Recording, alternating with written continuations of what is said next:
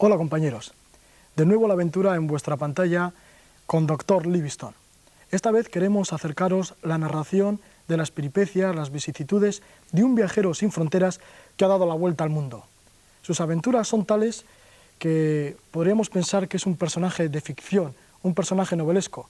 Quizás hasta las aventuras de Tintín se quedarían cortas ante la realidad de esta persona, de lo que ha vivido esta persona, pero es real como las maravillas por donde ha pasado y por los peligros que le han acechado, que no han sido pocos.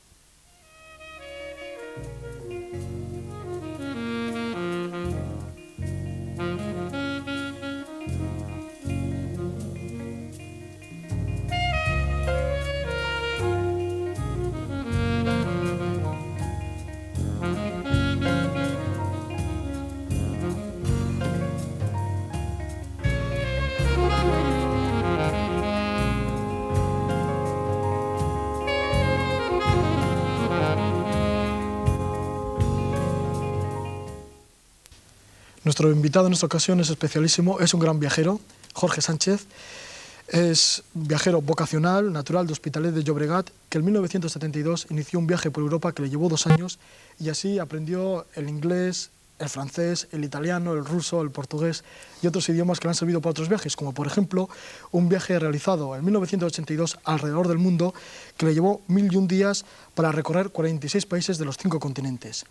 En 1986 pasó 10 meses en Sudamérica y ahora acaba de regresar de un largo y tortuoso viaje por Asia. Fruto de sus viajes es el libro que tenemos aquí, Viaje a la Sudamérica Exótica, uno que ya está a punto de salir, Viaje al Extremo Oriente, y otro próximo, Viaje al Medio Oriente. Estamos ante un hombre que ha vivido 1001 aventuras, la última de las cuales, pues por poco no la cuenta. Ha estado preso en Afganistán durante un tiempo bastante largo que podía haberse alargado mucho más.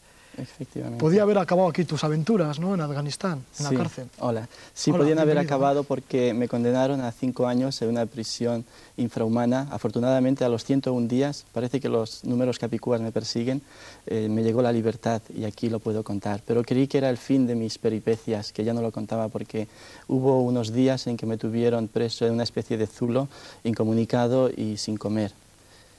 Posteriormente tuve que colaborar con el gobierno, a cambio de lo cual me juzgaron y ya anunciaron mi captura al mundo exterior, y fue cuando el gobierno español se enteró y mis compañeros, los periodistas, y gracias a la gestión de ellos aquí estoy. Sí, gracias. Bueno, antes que nada, enhorabuena por esta liberación. Sí, gracias. Bien, a lo largo del programa sabremos cómo fuiste detenido en Afganistán, cómo entraste ilegalmente en Afganistán, como en otros muchos países, y cómo fue la vida en la cárcel, que fue una vida durísima, ¿no? El Expreso de Medianoche creo que se queda en un hotel de 5 estrellas. Exacto, el Expreso de Medianoche, a mí me hubiera gustado estar en una cárcel como esa, lo hubiera pasado bastante mejor que no donde he estado, en una celda de 2 por 3 metros al principio, y una vez que fui juzgado en una especie de jaula con 45 compañeros, con una comida demencialmente pobre y los malos tratos, insultos y además palizas. Afortunadamente a mí no me dieron ninguna, pero veía a diario cómo le caían a mis compañeros.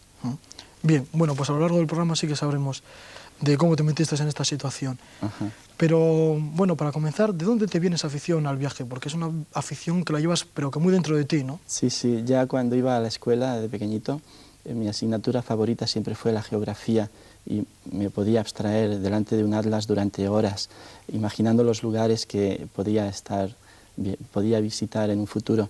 Luego, cuando a los 13 años, ya que era un niño muy travieso y me expulsaron de diferentes escuelas, conseguí la fe de bautismo, ya que necesitaba un documento para poder viajar, y con ello me fui a Ibiza y allí pues me ganaba la vida trabajando de pinche de cocina o de fregaplatos, porque mi objetivo era el África. Me fui a las Islas Canarias y de allí crucé a la entonces colonia al Sáhara español, a la Aaiún, y me embarqué en un autobús, en un camión, mejor dicho, hacia Villa Cisneros, tratando de cruzar a Nuakchot, en Mauritania. Yo entonces desconocía todos los trámites burocráticos de pasaportes, de visados. Creía que, como mis héroes Marco Polo y Sinbad el Marino, que bastaba nada más con el ansia de aventura para viajar por todo el mundo. Pero la policía española me hizo dar cuenta de que necesitaba este pasaporte y me devolvió a Tenerife.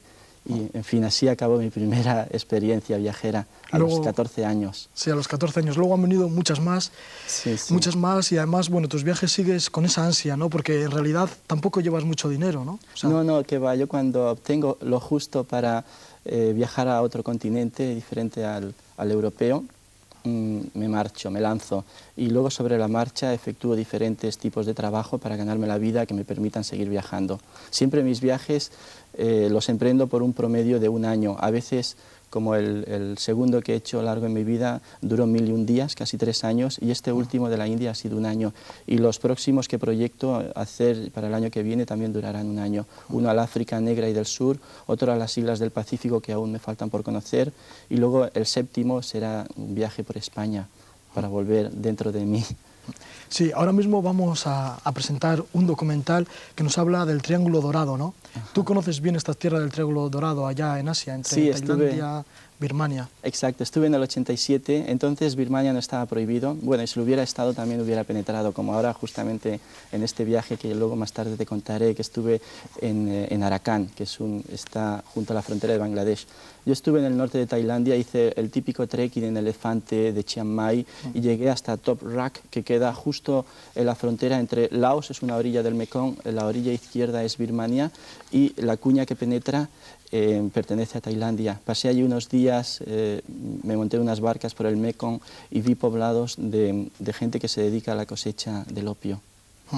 Bien, vamos a dejar aquí en suspense tus aventuras porque estaros atentos porque después del documental los vamos a narrarlos, vamos a contar bajo tu conversación porque seguramente que nos vamos a quedar asustados de alguno de tus relatos.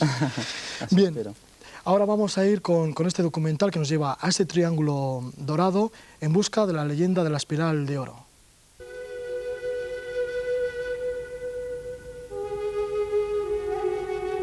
En algún lugar del mundo existe un país de oro y de luz.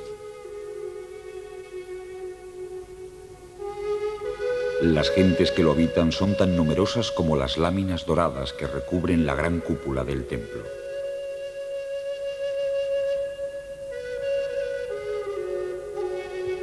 Estos pueblos se encuentran entre los más cultos y hospitalarios de todos cuantos viven en el planeta. Sus orígenes se remontan a historias míticas y leyendas fabulosas.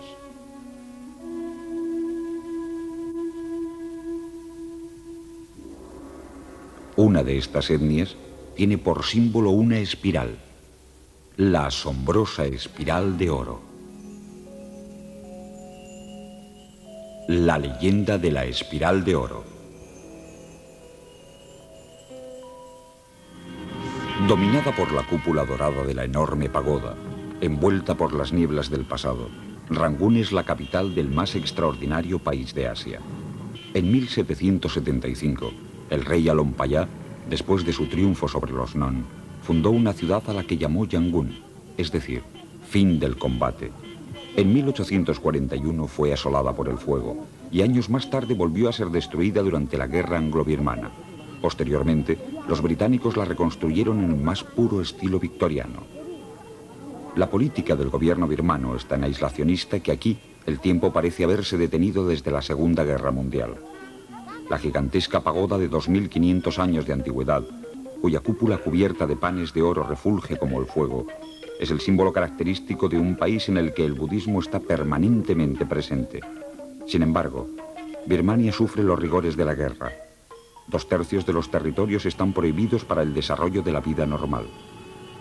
Inicialmente, Birmania solo ocupaba la llanura Irrawaddy, pero durante el periodo colonial se anexionaron 9 regiones montañosas vecinas, lo que dio lugar, de buen o mal grado, a la creación de una única nación bajo el dominio del Imperio Británico.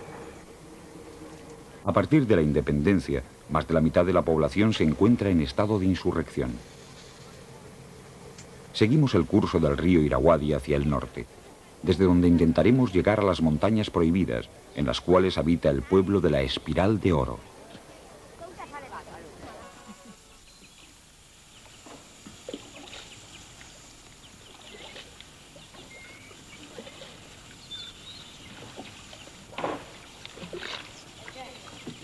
Místico, fabuloso, mágico. ¿Es posible encontrar algún adjetivo que exprese justamente la fascinación que produce la visión del lago y el asombroso pueblo lacustre que lo ocupa?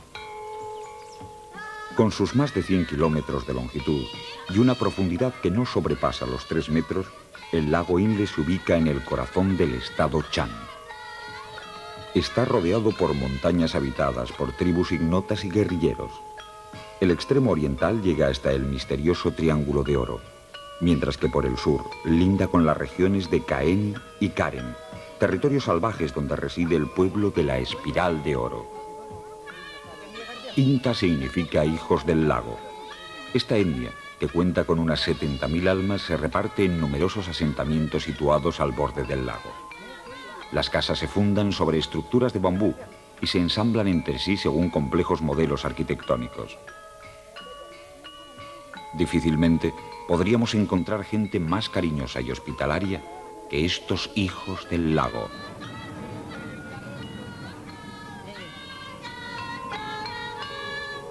...1.600 bateleros del pueblo de Yanchue, que se ayudan de una pierna para impulsar el remo, llegan a la pagoda de Fondahu. Hace 3 siglos, el poderoso rey Alon Chihu llegó al territorio Inta. Pidió a uno de sus mejores tallistas que modelase 5 imágenes de Buda en la madera más resistente que encontrase y las recubriese con panes de oro. Luego ofreció las tallas a los hijos del lago. Cuando el gran pájaro de oro sobrevoló el centro del lago, estalló una terrible tormenta, a causa de la cual la embarcación real se hundió y las estatuas desaparecieron entre las aguas. Los intas se sumergieron en su busca, pero solo dieron con 4 de ellas. De vuelta a la pagoda, descubrieron con estupor que la quinta permanecía en su lugar, milagrosamente reaparecida de las profundidades. A partir de entonces, los Inta concluyeron que aquel Buda era más fuerte que cualquiera de los otros y que se negaba a abandonar el templo. En adelante, solamente se sacarían los 4 restantes en procesión cada aniversario del regalo sagrado del rey Alon Chihu al pueblo Inta.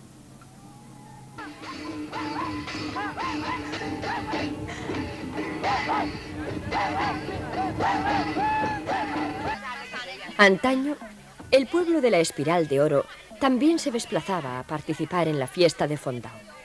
Viven en las montañas al otro extremo del lago.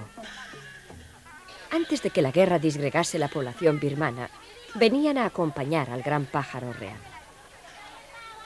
Entonces, la misteriosa leyenda de la espiral se aunaba con la del pájaro de oro. Esta mujer retorna a su pueblo, en las montañas que dominan el lago Inle. Allí volverá a encontrar la calma y la serenidad de su vida cotidiana.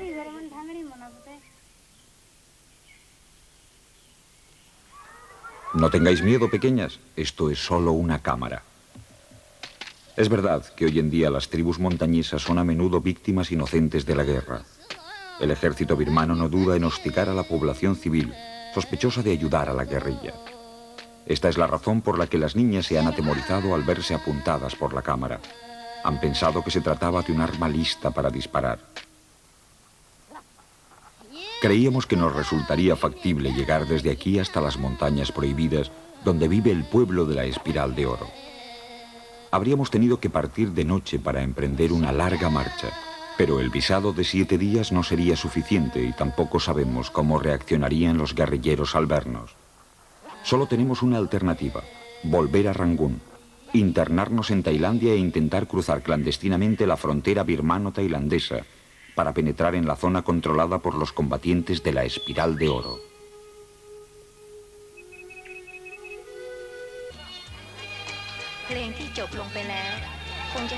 Bangkok es el punto de partida en nuestra nueva tentativa para encontrar el pueblo de la Espiral de Oro. El primer objetivo serán las montañas del norte de Tailandia. El antiguo imperio de Siam, único país asiático que nunca ha padecido la colonización, se encuentra rodeado por países arrasados por la guerra. Conflictos de las tribus birmanas al norte y al oeste del Triángulo de Oro. Conflictos entre Camboya y Vietnam desde hace más de 10 años. Decenas de miles de refugiados camboyanos huyen a Tailandia. Los supervivientes del más terrible genocidio desde el perpetrado por los nazis se amontonan en campos confinados. La siguiente etapa serán las montañas del Triángulo de Oro. Entramos en el inquietante territorio del cultivo de la evasión, la planta del opio. La pista está bordeada por ídolos a fin de ahuyentar los malos espíritus y propiciar la fecundidad de mujeres y hombres en las localidades colindantes. A la entrada del poblado, el visitante ha de pasar bajo un arco que le librará del mal que porta consigo o que le acompaña a su alrededor.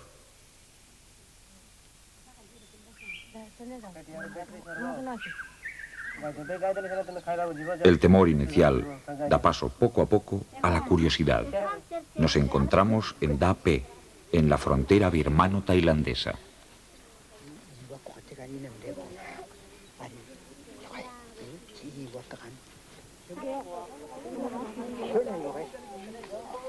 Las mujeres Aka lucen atuendos delicadamente bordados y nunca se quitan la soberbia cofia adornada con monedas de plata.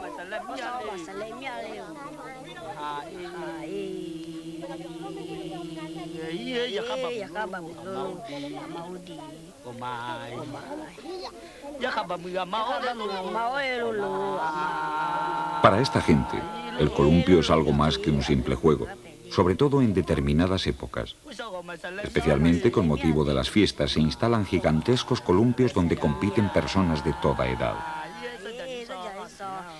El hijo del jefe del poblado es una auténtica obsesión para las jovencitas, quienes le dirigen tiernas miradas de admiración. Y el muy pícaro sabe sacar buen provecho de ello.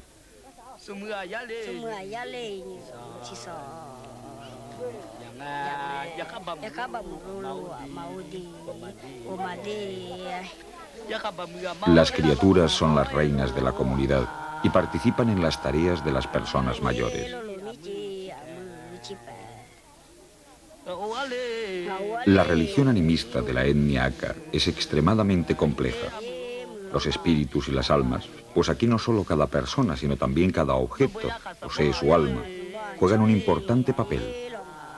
Estas mujeres y hombres que invocan a las deidades de la tierra y el agua consideran que la primavera es la estación en que renacen las semillas muertas.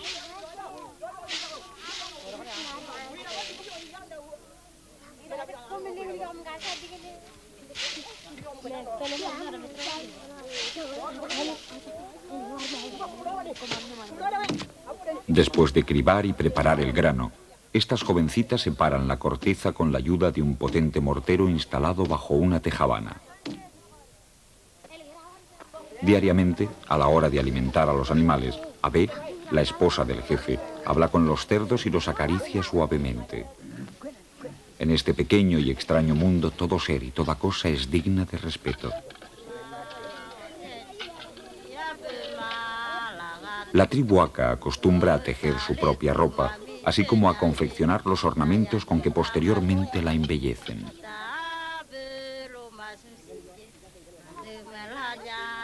Nuestra historia es un largo viaje. Vinimos de la lejana China y emigramos a esta región huyendo de la guerra y la inseguridad de los bosques birmanos. Esta anciana es la esposa de Siam So, el viejo jefe ya fallecido que fundó el primer pueblo Aka de Tailandia en 1905. Tras el estallido de la guerra civil en 1948, un gran número de habitantes del poblado han corrido su misma suerte. Al atardecer, el pueblo cobra animación. La juventud baila entrelazando la pierna izquierda y saltando con la derecha, al tiempo que baten palmas rítmicamente.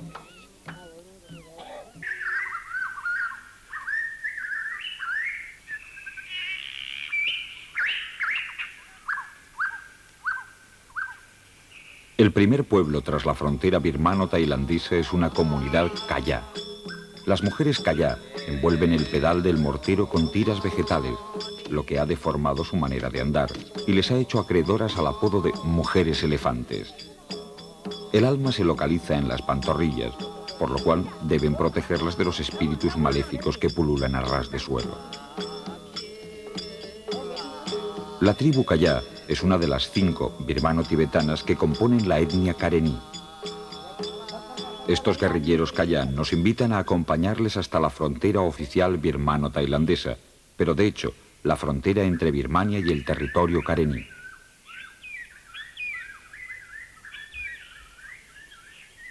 Nuestra larga marcha a través de los senderos de la jungla nos conduce a un sorprendente poblado escondido entre grandes árboles. Por aquí pasa obligatoriamente todo el contrabando entre Tailandia y Birmania. En sus tierras, los karení prohíben cualquier modalidad de tráfico de droga. Financian su actividad mediante el 10% de impuesto con que gravan el contrabando. Los karení poseen sus propios servicios sociales y sus escuelas perfectamente organizadas.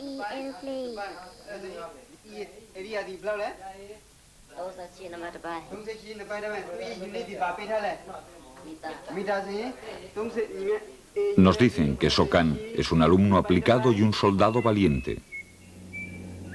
Abel Tuib, Huatayo y el joven Kayan Mullah nos llevan al campo que han acondicionado para los refugiados que siguen llegando del territorio bajo ocupación birmana.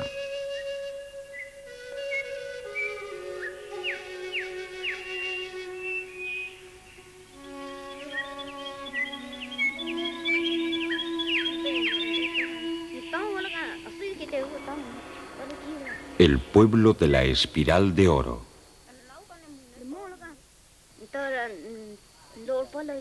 Mullah, a causa de una pierna de madera, no puede ir al frente, quedándose como responsable del campo. Él prepara la huida en caso de ataque birmano. Este campo, donde se refugian familias Kayan, sirve también como lugar de reposo para quienes vuelven de la primera línea. Phopem y su esposa Montun, recientemente llegados con sus 3 hijos, trabajan en la construcción de su vivienda. El pueblo karení lo componen 5 tribus de procedencia china y que hablan una lengua birmano-tibetana. Dentro de estas 5 tribus se encuentra la Kayá, a la que pertenecen la mayoría de los líderes karení y también los Kayan, la famosa tribu de las mujeres de largo cuello. Se cuenta que esta costumbre tiene por objeto protegerles de las garras del tigre. En caso de adulterio, el marido les retira los aros produciéndoles la muerte, por lo que algunas mujeres se los han quitado por sí mismas antes de que su cuello se deformase irreversiblemente al alcanzar los 28 o 30 centímetros de longitud.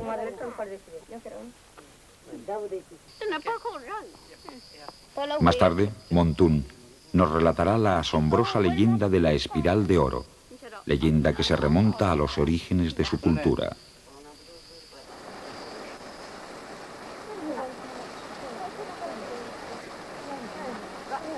Aquí llueve casi todos los días. Habituadas a la vida del altiplano, estas familias Kayan, sobre todo las criaturas, apenas pueden soportar el calor y la humedad de la jungla. Enfermedades atípicas, como por ejemplo cierta variedad de la malaria, hacen estragos en los núcleos Kayan y no menos entre los guerrilleros.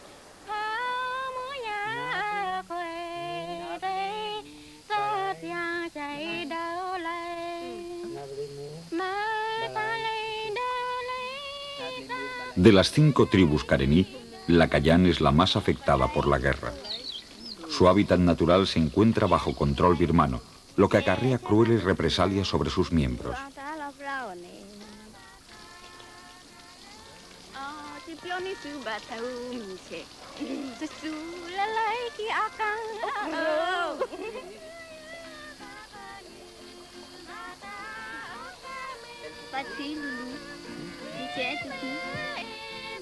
Mullah se reúne con los guerrilleros que, como cada noche, juegan a las cartas, mientras Montun alegra la velada de sus compañeros, al tiempo que Molu se acicala el cabello.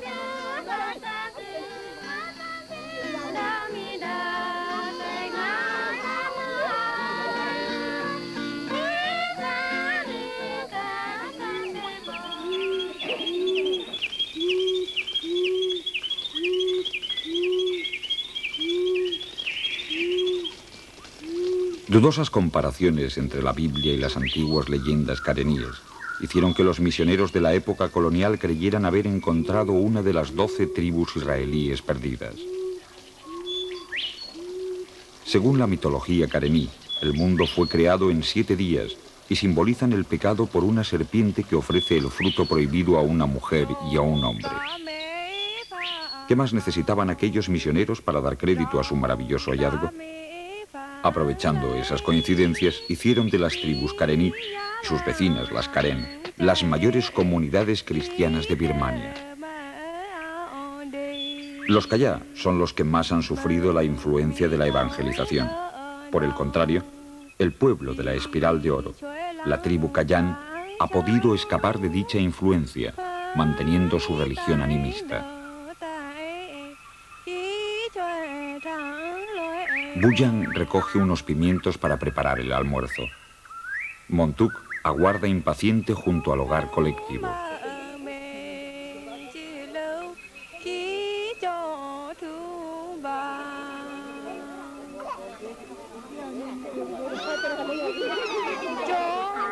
La falta de tierra laborable y la dificultad de cultivar los campos arrasados por el fuego de la artillería impide a los Karenni admitir más refugiados.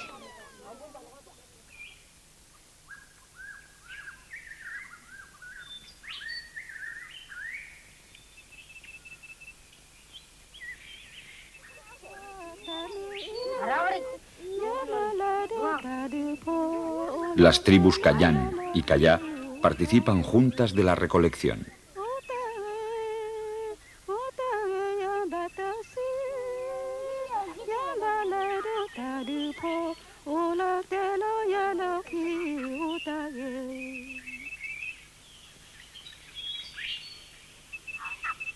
Hoy, 4 guerrilleros, entre ellos el esposo de Buyang, vuelven al frente.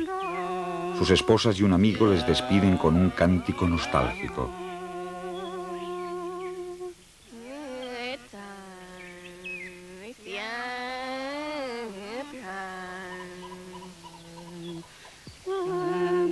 Ahora empieza una angustiosa espera para Buyang y su familia. Contarán los días hasta el regreso de los combatientes. A la mañana siguiente, Abel Tuit se reúne con nosotros para hacer de intérprete en la misteriosa leyenda de la Espiral de Oro, que nos relatarán Montut y Pho Pep. Había una vez un anciano que tenía 7 hijos. Un día, el anciano pidió a sus hijos que fueran a la busca de tierras para edificar un pueblo. Una vez encontrado el lugar, habrían de cavar un agujero y aguardar hasta el día siguiente. Si para entonces hubiera desaparecido el agujero, sería señal de que las tierras eran apropiadas para el fin propuesto y podrían dar comienzo a la construcción. Los hijos partieron y cada uno cavó un agujero y se quedó esperando. Al día siguiente comprobaron que no solo la naturaleza había hecho valer sus derechos volviendo a rellenar las cavidades, sino que además sobre cada agujero recubierto había crecido un tallo dorado. Con los 7 tallos los hijos cercaron el terreno donde se habría de levantar el primer poblado Kayán. Al poco tiempo llegaron invasores para expulsarles de allí y los 7 hijos tuvieron que esconderse en la selva. Lo único que pudieron llevarse consigo fueron los misteriosos tallos dorados que desde entonces representan la unidad de su pueblo. Con los 7 tallos hicieron 7 espirales de oro que se colocaron al cuello. A continuación se dirigieron a las